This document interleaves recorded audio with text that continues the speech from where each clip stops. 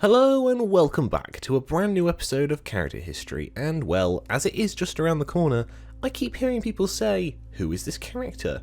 So I thought it only fair to fill everybody in. So before you check out the hit Netflix series coming out soon, listen to the character history of Jessica Jones. First off, this is something that may surprise you, but Jessica Jones isn't actually that old. She's been around since November 2001. She was created by Brian Michael Bendis and had her own series named Alias, and it ran for a good long while, running for 28 issues between 2001 to 2004. However, she wasn't really warmly introduced. People saw her as a retcon character, as she was basically seen as, odd. She barely had any friends within the superhero community, and the fact that her origin story is seen as an easy retcon to accomplish. It seems now that she is taking the spotlight more as a main character, as people have accepted her since she came out back in 2001. And now she has enough of an audience to succeed within the silver screen adaptation of Jessica Jones on Netflix, so hopefully it will turn out well. But first things first, this has nothing to do with the upcoming Netflix series.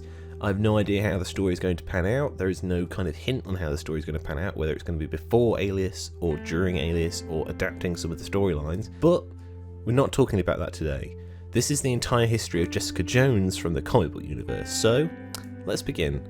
Jessica Jones was originally a high school student and was well known as Jessica Campbell, who went to the same school as Peter Parker, aka Spider-Man. Of course, what was entirely different about Jessica was that she had a crush on him, and she was too scared to tell him. But as luck would have it, she went on the same school trip that changed Peter's life forever. Just as she was about to tell him how she felt about him, she was going to speak to him finally and tell him how she felt, but she was distracted by him being bitten by the spider that turned him into the web slinger we know today. So with the trip over, and thanks to a special vacation given to him by his boss, Tony Stark, Jessica's family basically went on holiday to Disneyland and were on the road. While on the way there, their car collided with a military truck carrying experimental chemicals, which led to tragedy. Her parents were killed and Jessica slipped into a coma. And when she came to, funnily enough, she woke up because Galactus visited the Earth wanting to feast on it, and of course he failed, but she woke up because of that. And she learned what had happened and that she was an orphan now. Jessica was then adopted by the Jones family, and there we have the creation of Jessica Jones, no longer Jessica Campbell. But her new parents enrolled her back into the same school, Midtown High, as Jessica Jones. But of course, having some form of difference in high school is like a big flashing light for some individuals. So Flash Thompson, the big school jock and bully, decided to be a dick and pick on and bully her. Peter managed to deflect Thompson's bullying, but he did try to be Jessica's friend, as he could empathise with her about growing up without true parents, but Jessica was having none of this. She lashed out at him, stating that he would now only talk to her and it was for pity reasons only. So she stormed off home, pissed off and upset. It was during her early days with the Jones family that she discovered her powers after the accident of the chemical truck. Her powers were super strength, limited invulnerability, and flight, although technically throughout her entire history she's never properly mastered her flight powers. After her bust up with Peter, she was storming on her way home when she suddenly flew into the air and discovered her new flight powers for the first time, but had to be fished out of the Hudson River by Thor on his way to the Avengers. Seeing him, she saw a fight between Spider-Man and the Sandman, which kind of inspired her to do something more with her life. Now that she has her powers, she should actually try and do something with them, leading her to her first supervillain fight against the Scorpion, and pretty much totally owning him, and so she decided to become a superhero full time. She took on the alias of Jewel, her first one, and this period of her life would change her forever, and I'm being damn serious. Jewel as a hero never really had a super eventful career, but it didn't really bother Jessica. She was helping people, and she was being a superhero, what she wanted to be. While out on patrol one evening, she intervened into a disturbance at a restaurant that was being caused by longtime Daredevil villain Zebediah Kilgrave, otherwise known as the Purple Man. Seeing what she could do, he used his powers of mind manipulation and took control of Jessica, and used her as an aid for his crimes, but when he wasn't using her as an accomplice, he tortured her both physically and mentally.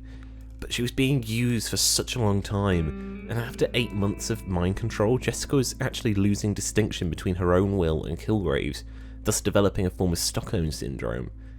But after Kilgrave had a temper tantrum, again hurting those under his command, including Jessica, he sent her off to kill Daredevil. Foolishly, he sent her to the Avengers mansion, and of course it went wrong. Fast. She attacked the first hero and read that she saw, which turned out to be the Scarlet Witch. Attacking her, the mind control of Kilgrave began to wear off, and Jessica realised too late what she was doing. But trying to flee, she was attacked by Vision and Iron Man and was being beat on hard, but thankfully Carol Danvers, aka Miss Marvel, at that point, stopped them and informed them of who she was, as she was actually a friend of Jules, the only friend in the superhero community that she had, and got her to safety and got her medical care. Jessica had to go through some tough therapy to get over what she had been through for 8 months. She was in a coma under protection of S.H.I.E.L.D. for a few months, followed by physical therapy by Jean Grey of the X-Men, and Grey made certain that Jones would never come under mental control again by placing a mental barrier within Jessica's mind. While under S.H.I.E.L.D. watch, she developed a romantic relationship with Clay Quartermain, an agent of S.H.I.E.L.D., but this was doomed to fail as it didn't last long and Quartermain would eventually be killed by Doc Samson in the near future. But something was still under Jones's skin, and it was this. How had nobody noticed that she had vanished for 8 months and not even questioned her whereabouts? How did no one in the superhero community even know? But the burning rage to go after Kilgrave was still there, and her secret identity as Jewel was over, but she wanted to try and start over as a superhero, so she took the alter ego of Nitrous, a darker hero who prowled the night streets of New York. She intervened in a confrontation between the Owl, another Daredevil villain, and a local mafioso, and working against the criminals, she ran into Luke Cage for the first time and teamed up with him to take them down. But after the fight, Jones discovered that the mafioso had children with him, so when the police arrived and they were going to take them away, she took off her mask and told them who she was, and she took the kids in until social services arrived. And later that night, Cage came around to her apartment and the pair had a big, long conversation, and this was pretty much the first stage of their relationship. But that was it for Jones's superhero career. She had had enough. Although the Avengers offered her a full-time place on their roster, she turned them down and gave up being a superhero altogether. But Jones would not stop helping the helpless. She opened up her own private investigation agency named Alias Investigations.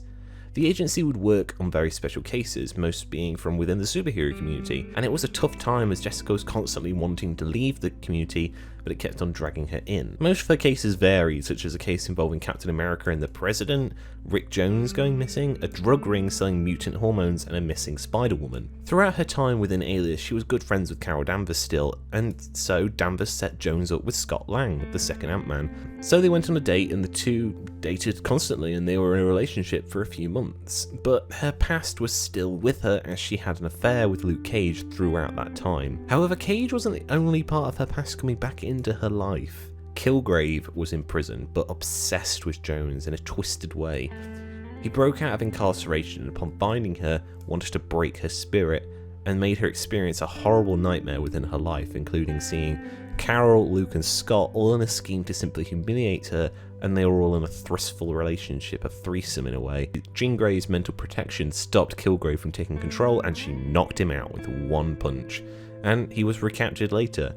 So Lang and Jones broke up, and this forced Luke and her to admit their feelings for one another, and after Jessica got pregnant with Cage's child, they started their romantic relationship properly. Around this time, Jessica left the investigation agency and was offered a job at the Daily Bugle instead, as a superhero correspondent and consultant, becoming a main reporter for the newspaper within the Bugle, The Pulse, which, oddly enough, for meta reasons, was the same title that Jones became the main character of within Marvel Comics. It was a short book, it wasn't too big, but it was kind of there on the side for those stories that weren't as big as the other ones at the time. But after a short period, Jones, now heavily pregnant, came under attack by the Green Goblin, as the Bugle had reported that they had found the identity of the villain to be Norman Osborn. Although shaken, Cage was having none of this and retaliated against Osborn, exposing him as the Goblin and becoming the sole responsibility for him being incarcerated. But Jones was not of the Bugle for long, as the Bugle used the paper to smear the New Avengers / the Young Avengers and present them in such a negative light, as Jessica had spent so much time within the New Avengers book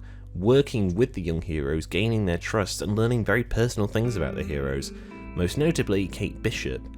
As a way of gaining revenge, Jones refused the Bugle the exclusive rights for the coverage of her child's birth and stormed out the door. After leaving, Cage and Jones were living together full time, and the time came when Jessica gave birth to their child, a baby girl named Danielle, named after Cage's best friend, Danny Rand, aka Iron Fist. But after she was born, Cage proposed to Jones, and the pair married, but she decided to keep her maiden name. Now, when the Civil War rolled through the Marvel Universe, Cage and Jones were both visited by both Iron Man and Miss Marvel. They both stated that Jones and Cage should register under the Superhero Act, but while neither of them actually said no, They weren't willing to be under the government's eye, and so the pair separated for the time being, Jones taking Danielle with her to Canada, while Luke stayed behind to help Captain America's freedom fighters against the Registration Act. But as it's well known, Iron Man's side won in the end as Cap gave up to protect civilians. Cage went underground as the leader of the New Avengers, while Jessica lived in Doctor Strange's Sanctum Sanctorum. But while living there, Elektra, the assassin, was killed within the New Avengers book, but it was revealed that she was actually a Skrull, and in the next scene, Danielle's eyes flashed yellow and green. So, with this being the final straw for Jessica, she was desperate for her child to be safe, and so, with baby in hand, she left the Stark Tower and signed on to the Registration Act, thus kind of ending her relationship with Luke for a while. But although the Civil War was over, the secret invasion had already begun. Although it affected many heroes within the Marvel Universe, Jessica and Danielle were not really in much danger, other than the fact that it was still unclear why Danielle's eyes had flashed green. In the Savage Land, a rocket had crash-landed, and along with some other pre-costumed heroes, Jessica Jones in her dual costume stepped off the ship, claiming to be the real version. But of course, along with the other supposedly real heroes, she was revealed to be a Skrull, and was of course, along with the other fake heroes, killed in battle. But what happened next was terrifying, as a Skrull had been impersonating Jarvis at the Avengers Mansion, and when it was revealed that the secret invasion failed, which I covered partially in my Wasp character history video, he kidnapped Danielle and fled, leaving Jessica terrified for her daughter's safety. Afterwards, her and the New Avengers searched everywhere for the child, beating up any villain, finding any information as to where she was being held by the Skrull Jarvis. But Luke had to make a deal with the devil in the end, asking the one and only Norman Osborn for help in finding their daughter. He did help, in the end, with Luke reclaiming his daughter but refusing to reveal the methods with which they had worked with Osborn to his wife. So, that was obviously the wrong decision. After that, things quietened down within Jessica's life. She and the New Avengers were present when Spider-Man revealed his secret identity to them for the second time after One More Day, only for her to recognise him and tell him about her crush on him. He had completely forgotten about her and called her Coma Girl, which kind of upset her. Then Luke Cage got possessed by a demon and Jessica had to fight him, but also get through to Luke's soul at the same time, which she did succeed. But Peter suggested to her that she should return to the superhero life, saying that she should have her daughter see her being a superhero, rather than have her telling her about her past career.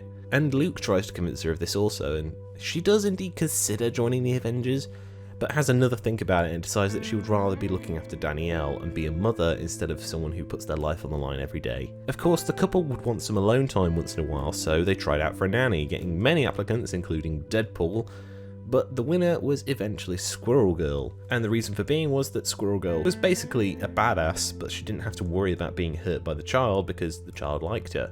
So they left the Avengers Mansion as a home for Danielle to grow up, but there was a reason for this. It was just simply too dangerous for her to grow up there. People were attacking it constantly, and Osborn knew exactly where they were, so they decided to leave. Aside from looking after Danielle and ending Osborn's dark reign on the Marvel Universe, Jessica decided to work with some of the young metahumans who had been psychologically and physically tortured by Osborn to get their powers to a maximum level. If you want to learn more about this, you can check out my Hazmat character history review. She worked with Reptile a lot, but was never actually a teacher, more of someone that they could relate to, speak to them, and understand their problems, as she had gone through a horrible experience with Kilgrave. Then, during Marvel Now, she worked with her husband within the Mighty Avengers, and she was considering coming back to the Avengers full time, as Superior Spider-Man asked her about joining a new Avengers team led by himself. But when he threatened Danielle, she gave the baby to Luke and clocked him straight in the face, knocking him down. She would work with Luke again after the Axis event, and after she helped defeat the bad guys alongside the other Mighty Avengers, it kind of died down as, the end of the world was happening at the time. But since then, nothing really. I have a good feeling that she will make her return within the new Marvel Universe, once Secret Wars eventually comes to a close, with issue 6 of 8 only coming out a few days since recording this episode. But my reason for why she'll be back is because, she'll be popular again when her Netflix series begins and people will want to take the character on in the same way Daredevil succeeded in doing. And hopefully it will be a big success. Kristen Ritter is a fantastic choice to play her, and from the trailers and early photos, the cast and locations look excellent. I have a feeling this will probably be my favourite Marvel Netflix series, but we shall see once it's released on November 20th whether or not it will be a big success or not, but I'm holding out hope that it'll be great. So that was the history of Jessica Jones. I hope you enjoyed it and learnt something too. Thanks for listening. Do me a massive favour and share, like, favourite the video, and if you haven't already, please subscribe to the channel. It really means a lot to me and helps me bring you this show. So until next time, ta-ta my friends.